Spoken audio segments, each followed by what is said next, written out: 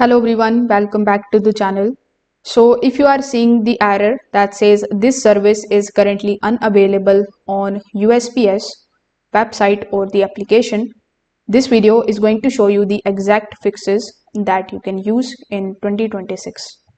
So first of all, you need to check if it is a temporary USPS server issue. In 2026, this error often appears during the peak hours or the system maintenance. So whenever you see this type of message on the website or on the application, you just have to do nothing but to just wait for at least 10 to 15 minutes and then you can try again, especially if it happens during busy times. Afterwards, you need to switch your browser or device.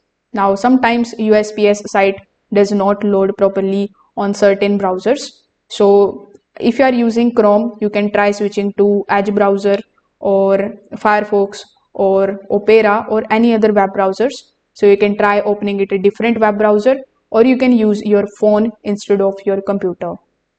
Now in our next method, you just have to try clearing your browser's cache and the cookies. So stored data can also break USPS services like tracking and login.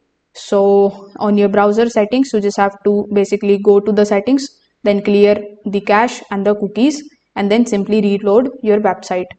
Now, another important thing to keep in mind is that if you are using any VPNs or if you are using any proxy services, make sure that while using USPS, you disable them. So turning off VPN and then try again with your normal internet connection. And this step also going to resolve this issue.